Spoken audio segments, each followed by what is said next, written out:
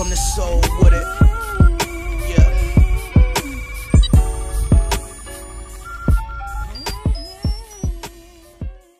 So I was reading this very, very interesting article. And of course, y'all know I'm a huge basketball nerd.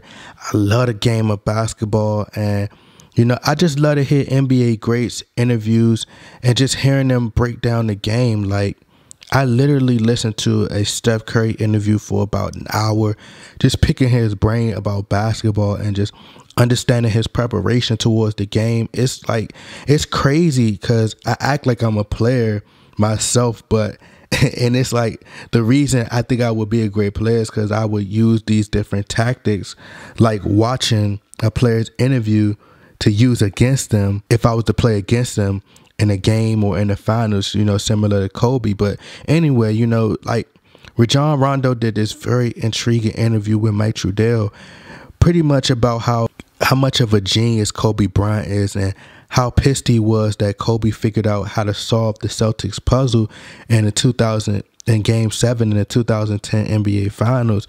So that's when I started to think and put a lot of pieces together.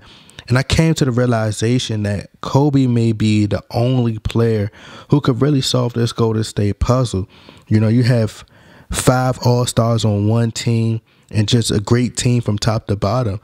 You know, Kobe Bryant is a huge student of the game, and he's mastered the game to a T. It's like chess for Kobe, that he knows exactly what a team or a player does before they do it, or whatever the player is going to do before he does it.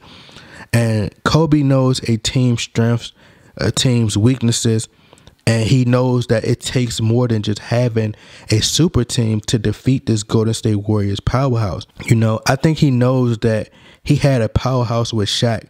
And even though Karl Malone, I'm speaking of the 2004 year, but even though Karl Malone and Gary Payton were a bit old, you know, where they were old, Kobe blamed himself in that interview because I think he knew exactly what it took to defeat that Pistons team despite them losing. And that's what a great leader does, take all the blame. But Kobe also knows that the Miami Heat super team with LeBron, Wade, and Bosh, the Dallas Mavericks, were able to defeat them with only one superstar, and Dirk Nowitzki, and with the Spurs being able to defeat that super team in the Miami Heat as well.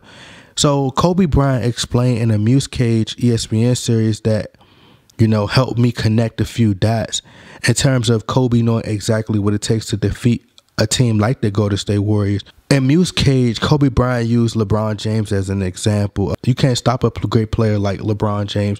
You can only limit him. So Kobe then went into detail of his approach. He knew LeBron's favorite color. He knew what hand LeBron liked to finish at the rim with. He knew his favorite music, his favorite show, favorite everything. He knew his entire opponent down to a T. He was like CIA, okay? So Kobe Bryant knew everything about his opponent and loved to dissect him. Kobe Bryant has often talked about putting puzzles together. He even talked about that in a Nick Saban interview. Like, Kobe's entire career was about this puzzle and overcoming battles, like this challenge, the challenge of putting a puzzle together. He's always used that even in the past. You know, me just studying Kobe Bryant and watching almost every interview he's ever done, he's oftentimes always talked about this puzzle and trying to figure out the puzzle. You know, from coming off the bench to becoming a starter, from airballing multiple shots in a playoff game to being able to hit clutch shots, from losing to the Pistons, or, you know, losing your co-star in Shaq and then coming back from that and winning championships, battling and coming back from that rape case to losing to the Celtics and figuring out that puzzle. So that leads me to the recent interview with Mike Trudell and Rajon Rondo saying, it's interesting. I just found out something about Kobe, what he did in that 2010 championship, Game 7, how he broke the game down and figured out how to beat us. I can't give you the insight on that, but I just found that out like maybe 45 minutes ago. It kind of pissed me off a little bit. It's part of it, but it's craziness. It's amazing how he thinks the game, and it's fun to know that. I don't know if it was going into the game, but it was told to me that he had to figure it out during the game.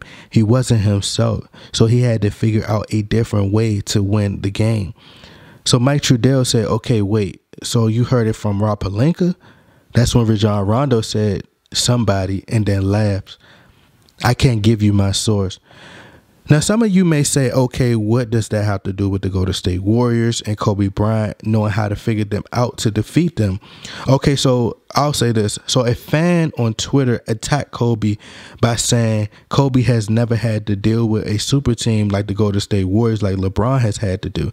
So the fan said if Kobe Bryant was on that Heat and Cavs team instead of King James the past 6 years and faced the 2013-2014 Spurs, and 15, the 2016, 2017, 2018 Golden State Warriors, he have 0 rings. Context is everything. So that's when Kobe Bryant responded by saying, we had to face the Spurs every postseason pretty much. Not to mention the first super team in Boston, but hey, what do I know? Which was a great response by saying, hey, what do I know? Because we know that Kobe Bryant is the greatest player to ever breathe with 5 championships, 2 earlobes, 1 nose, 1 mouth, 2 kneecaps, 2 ankles, 2 feet, 2 legs. Okay. It was also a great response because in 2007, 2008, the Lakers did defeat the Spurs to get to the NBA Finals. And to be quite honest, Tim Duncan, Ginobili, and Tony Parker were relatively still young. Tim Duncan was 37 when the Spurs defeated the Heat, that Heat super team. And by the way, Bruce Bowen, who was a great defender, who always did very well guarding Kobe Bryant, was on that 2007-2008 team. And also Kobe Bryant's final point on the post on Twitter is the Boston Celtics being the first super team. Boston was the league's first super team with Kevin Garnett, Paul Pierce, Ray Allen, and Rajon Rondo. They weren't as deep as the Golden State Warriors or they weren't as deep as that Miami Heat team, but that was the first super team. You know, people fail to mention how stacked that Boston Celtics team was, you know, compared to the team Kobe Bryant and the Lakers had in the NBA Finals that year. You know, Kobe Bryant was the only superstar on that Lakers team. And when I say superstar, I mean Shaquille O'Neal type of status. The rest of the players were good, but they were essentially like role players. Like, you know, Pau Gasol won't even go down in the history books as one of the Lakers' greatest big men of all time, or even on the list of 50 greatest players of all time. And that's no disrespect to Pau Gasol. He didn't have a co-superstar. When Shaq left and still was, you know, he was still able to overcome that super team in the Boston Celtics in 7 games. Like, Ray Allen is arguably one of the top 2 greatest three-point shooters of all time, him and Steph Curry.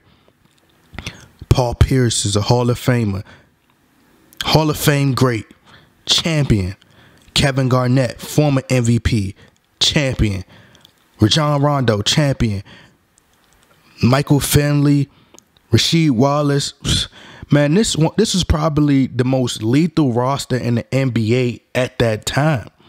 And what people never give Kobe a lot of credit for is just losing to that stacked team, then finding a way to defeat that team. I mean, like, honestly, I think the secret Rajon Rondo could possibly be speaking of is 3-point shooting, which could be key in defeating this stacked Warriors team with Steph Curry, Klay Thompson, Kevin Durant, and DeMarcus Cousins. You know, it was a puzzle that Kobe Bryant had to figure out with that Boston Celtics team. And according to Rajon Rondo, he was able to figure that puzzle out. He was able to put the pieces together. You know, it puzzled me all day. Speaking of puzzle, like, you know, it puzzled me all day trying to figure out what was it that Rajon Rondo was speaking of. And it was bothering me all day. And I wanted to see if it was any clues.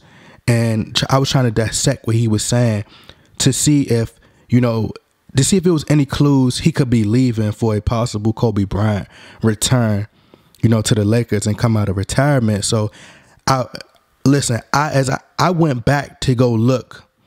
Like, this is how, much of I guess they call it a conspiracy theorist, but I went to go look.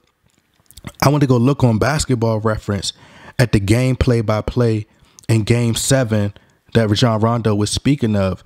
So it shows in the fourth quarter with 1 minute and 23 seconds, Rasheed Wallace made a 25-foot three-point shot to bring the Boston Celtics within three.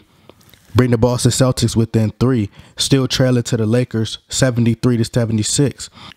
And then after, that's when Metta World Peace, he hit a shot to put the Lakers up 79-73 with 51 seconds left. That's when Ray Allen hits a 23-foot three-point shot to make it 76-79. Then Rondo hits a three-point shot with 16 seconds left to make it 79-81. Now, I may have failed classes in school, but even an elementary school dropout could see that three-point shooting was keeping this Celtics team in the game. So I will believe that stopping them from making threes will help us win if I'm the Lakers. So I decided to take the time and go rewatch the last 2 minutes of the NBA Finals in 2010. One thing I noticed is that Kobe Bryant was getting double teamed a lot and was pressured to give up the ball. So like rewatching that film, Rasheed Wallace hit a very tough shot. Like, he had a defender, he hit a tough shot with a defender's hand in his face. It was like a rainbow three-point shot, and it was just crazy. Then, as I stated, and I got a lot of flack, I got a lot of backlash for this comment that I made in a few videos ago. And of course, a lot of fans, they don't know basketball, they're just too emotional. But as I stated, Rajon Rondo is not a great three-point shooter. I got a lot of flack on that in a recent video. But it's true. That's why Kobe Bryant and Artest sagged off of Rondo during that finals. They sagged off him from three because they knew Rondo wasn't a threat. And I'll say this, Rajon Rondo, he can hit a three-point shot every now and then, but he's not consistent, and that's what I was talking about. And he passed the ball to Ray Allen. He didn't know what to do. He wasn't going to shoot the ball, so he passed it to Ray Allen, and Ray Allen was in the corner and hit a corner three. Now it was 11 seconds left, and Kobe guarded Ray Allen, and I think this is the moment Rajon Rondo, part of the moment Rajon Rondo was speaking of with Kobe and how Kobe figured it out. And for him to say, now it's like, it's over. This was 2010. So why not reveal the secret and tell us what happened or what play you talking about? You see what I'm saying? Why not just tell us it's old? It's not like you could relive this moment or it's going to come back and, you revealing something that's going to cause you to lose something, or, you get what I'm saying? Like, why wouldn't you just reveal and tell us now? It's old. It's like 2018. Kobe's retired. So that left me suspicious about a few things. I have some suspicion about some stuff. And y'all can call me crazy if you want. I don't care. Okay. And so the last 11 seconds, Kobe Bryant guarded Ray Allen, who is the greatest three-point shooter of all time. Now, and I think Kobe read this play and knew where Ray Allen was going. So Ray Allen came around the screen, to try to make a three-point shot. And Derek Fisher jumped in front of the screen to beat Ray Allen to his spot as Nate Robinson rolled to the basket. Now, maybe I could be tripping, but Rajon Rondo said it was Kobe who had figured this out. And Kobe most likely watched film on this over and over again. And he read it as soon as it happened. Now, I can be a conspiracy theorist, but I think Rajon Rondo didn't reveal this because it has something to do with the Golden State Warriors and one of the secrets, I'll say, to stopping them. Now, when I compared this Lakers 2017-2018 team to the 1994-95 Bulls, I got some backlash for that because I stated that, this team would struggle in the first half of the season. Then Magic Johnson came out and pretty much confirmed what I said. He said the same exact thing, that he expect for the Lakers to struggle in the beginning of the season, which is what I said. But that 94-95 season was the season MJ returned. Now, Kobe, I'll just leave it out like this. Now, Kobe has been a player who has mastered the game of basketball and has mastered and mirrored every move, every Michael Jordan move on the court. Jordan wore jersey number 23. Kobe wore jersey number 3. Jordan wore jersey number 9 on the Olympic team. Kobe wore jersey number 10 on the Olympic team. Kobe surpassed MJ on the all-time scoring list. MJ said the only player who could beat him one-on-one is Kobe. Why he say that? Because Kobe mastered his game. You know, Kobe has always wanted to one-up Jordan. That's how competitive he is and how he wanted to be the best. You know, Jordan has 6 NBA championships. And honestly, I believe Kobe wants 6 NBA championships, you know, and I think that's why he could possibly come back. MJ won 6 rings with his co-star, Scottie Pippen. Kobe won 2 rings without a Scottie Pippen caliber player.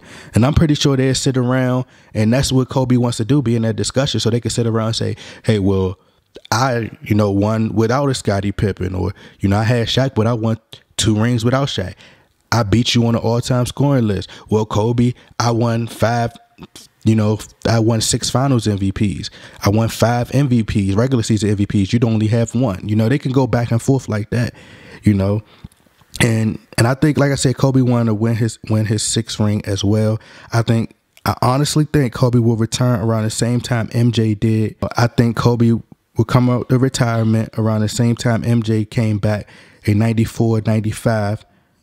And possibly wear number 46.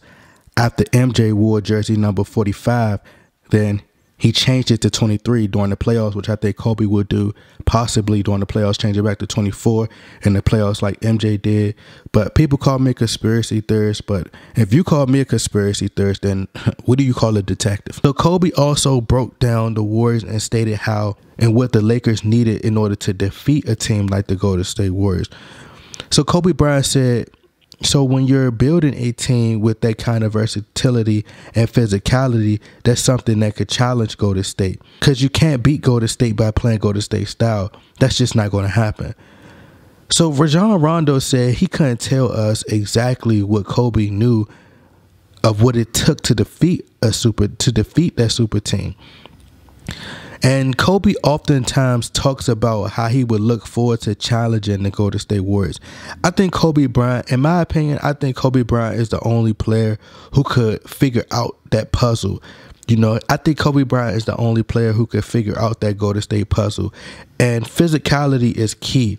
Kobe knows that roughing up Steph Curry and length and size, he knows that length and size will limit Kevin Durant. You know, just getting into Golden State psyche mentally can sometimes deter Golden State. You know, finding a way to get Draymond to react and work to your advantage mentally, you know, physicality is key, which is probably why Kobe has bulked up so much muscle over the last year.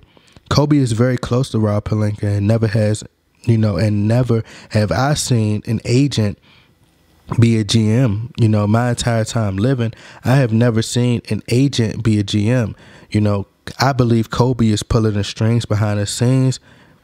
You know, I don't know if it's magic. You know, what was the secret that Kobe Bryant had that Rajon Rondo could not reveal? Is it magic, witchcraft, superpowers? Like, what is it that Rajon Rondo was talking about? Is it Rajon Rondo who played a major key, which is why Kobe wanted him in 2014? Or is it why he's on the team now?